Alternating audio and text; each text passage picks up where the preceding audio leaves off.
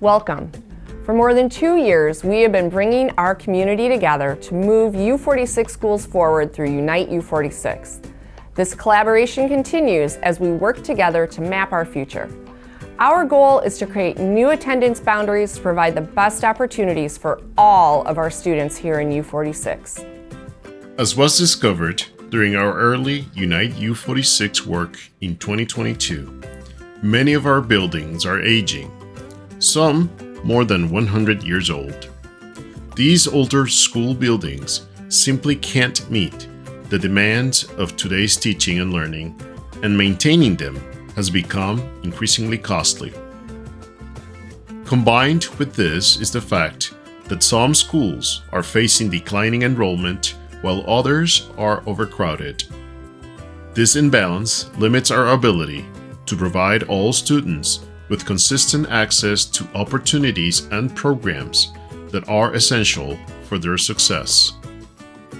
For over a year, hundreds of community members worked together to create a vision to move our schools forward through the initial phases of Unite U-46. As the plan shows, the community envisioned a future where every U-46 student has access to modern, safe, and inspiring learning environments. The community's overwhelming support of the bond referendum in 2023 provided funding to achieve this vision, which includes upgrading several of our schools and constructing new buildings to meet the needs of students now and for future generations.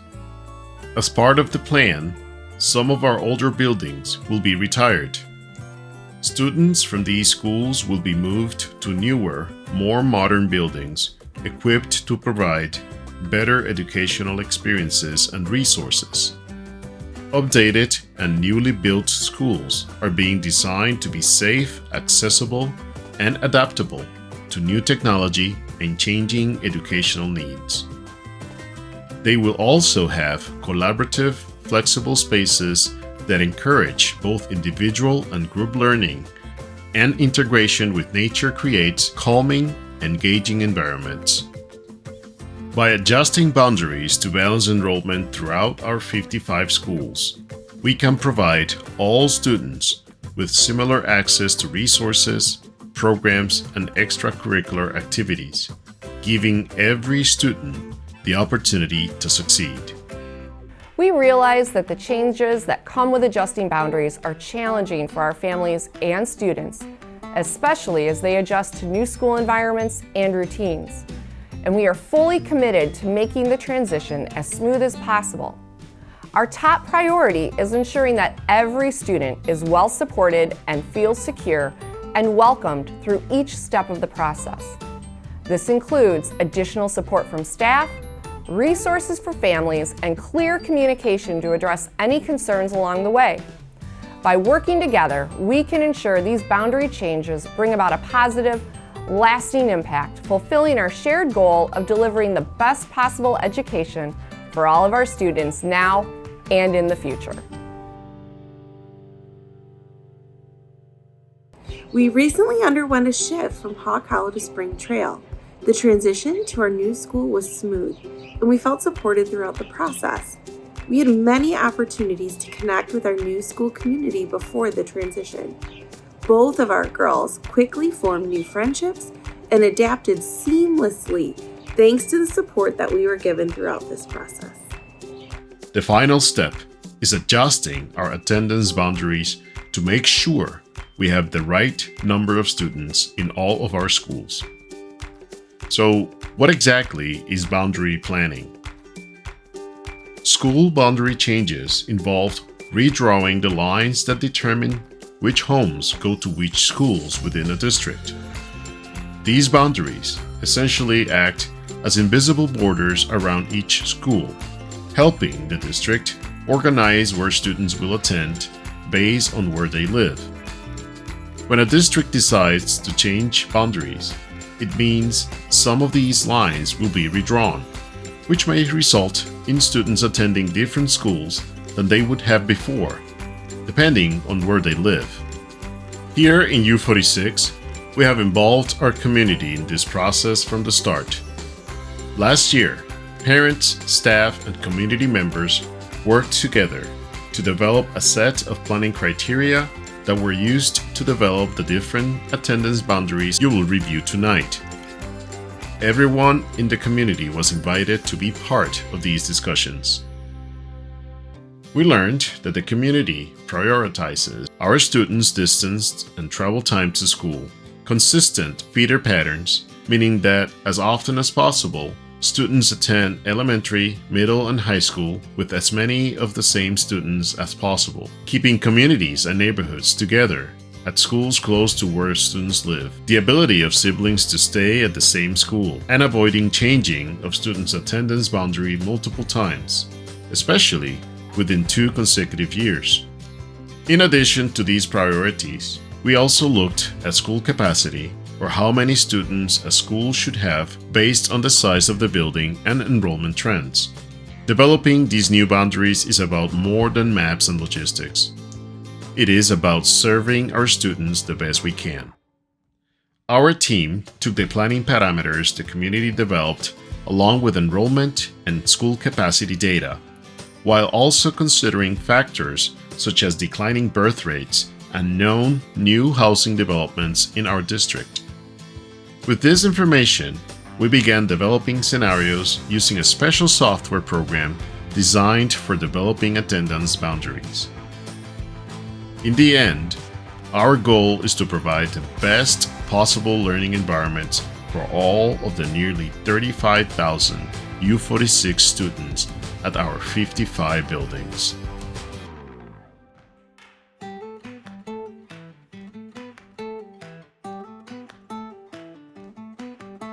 To begin, here's an overview of the proposed new map for the whole district. Obviously, at this view, it's kind of hard to look at, but this software is provided by a company called Barriger. They're from Vancouver, and they provide us lots of very direct support on predicting student enrollment, looking at births as come from the Illinois Department of Public Health, working in new developments, and so on. So as you can see, this is the map. Every purple dot that you see represents one or more students who are currently enrolled in the district. And the larger the dot, the more people who live at that address.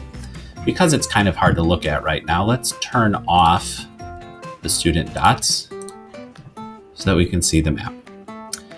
So here you can see an overview of the entire district. Every colored section represents a different school.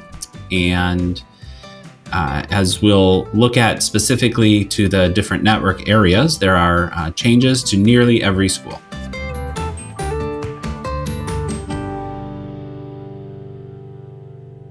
For this map, we start in the southeast corner of the school district. This is the south end of Bartlett, the portions of Carroll Stream, West Chicago, and Wayne that are in our district. The first school we look at is Wayne Elementary. There are no changes for Wayne. As we move eastward, Spring Trail and Prairie View, as we know, they split up the former Hawk Hollow Elementary School. So those boundaries changed a couple years ago to incorporate Hawk Hollow.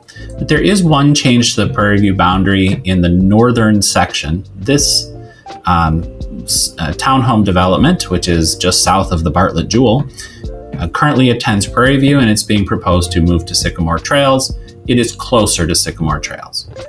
The other change in this section that affects Sycamore Trails is this neighborhood, which is on Route 59 by the railroad tracks. As we know, this neighborhood will attend the new Bartlett Middle School, and as was suggested in the past, will also move to Sycamore Trails for elementary, leaving the Liberty Elementary zone. So we go a little bit farther north. Here's Stearns Road.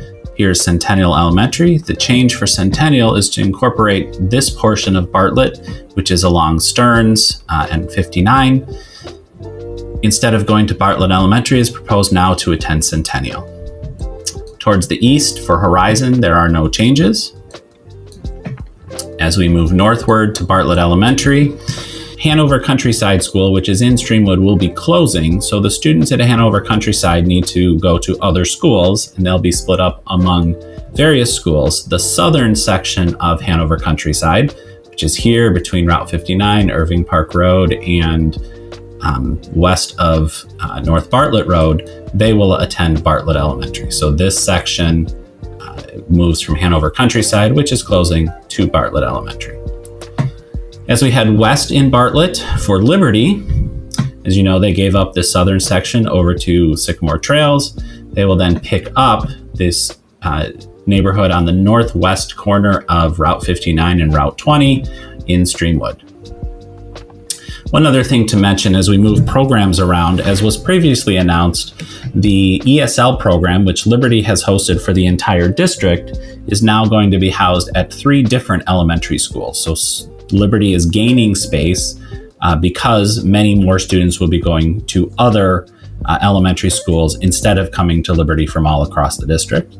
And finally, as we know, just north of Liberty, north of West Bartlett Road, there are developments going in here. And by changing this boundary and reassigning the ESL program elsewhere, there's plenty of space for the students who are moving into this new boundary to attend Liberty. Finally, for Bartlett, as we go west, Nature Ridge is right here. The major changes for Nature Ridge are in the far north. This is in Elgin. These students will attend Huff instead of Nature Ridge. And to the west, here's Route 25. These developments will move from Clinton to Nature Ridge to make space at Clinton for additional new developments. This map shows the plan for all of the middle schools district-wide for all 8 schools. As we know, we'll be closing 2 existing middle schools, Abbott on the west side of Elgin and Ellis on the east side of Elgin. We're opening a new school in Bartlett where Hawk Hollow was. That school's boundaries were previously announced and do not change. They will be serving 7th graders starting next school year. For the new Rorson Road site, which is right next to Hilltop Elementary, that school will open in the future and will serve students primarily from Elgin, but also from Hoffman Estates. As we look at each section one at a time, the new Bartlett Middle School, as I said before, those boundaries were previously set and are not changing. Eastview, which currently serves essentially a north-south region and has given up about half of its students to the new Bartlett Middle School, will switch to a east-west orientation. Eastview will pick up current Horizon Elementary, Liberty, and most of Nature Ridge. The northern part of Eastview shifts farther north because of the changes to the Bartlett Elementary and Liberty Elementary zones. For Teft gives up Horizon over to Eastview and then picks up portions of Streamwood that are shifting to Sunnydale School. One positive change district-wide is the addition of dual language programming at Canton and Kenyon Woods. Right now, students who participate in the dual language program and are assigned to attend Canton or Kenyon have to go to different schools because those 2 schools currently do not have dual language programming. When these new boundaries take effect, dual language will be added to Canton and Kenyon Woods, so students in those zones no longer need to travel to a different school. So our Canton zone does not change very much, gives up a small amount to Teft and small amounts to Eastview, but otherwise maintains the same. The enrollment in Canton will increase significantly because they're now able to maintain or keep their dual language students. Moving westward, the new Elgin Middle School on Rorson Road will pick up most of Ellis and portions of Larson, particularly those in Northeast Elgin and in Hoffman Estates. Larson, which is here, maintains the parts around Dundee Avenue and also picks up this section of downtown Elgin near the Kimball Bridge, which currently attends Kimball Middle School on the west side. So they'll stay on the east side at Larson. As we move westward, over here is Abbott School, which is closing. So the students at Abbott will split between Kimball on the north portion and Kenyon Woods on the southern portion. And moving south for Kenyon Woods, they give up Liberty Elementary and most of Nature Ridge, which will go to Eastview. And then they pick up Abbott, which is this zone in Elgin, and all of this section of South Elgin and far west Elgin, which are currently assigned to Abbott. They will be reassigned to Kenyon Woods.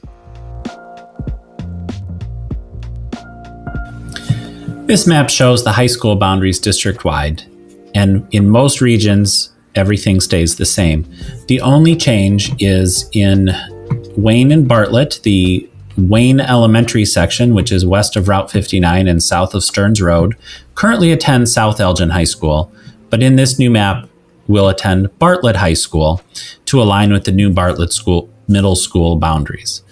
This is the only change being proposed to the high school map.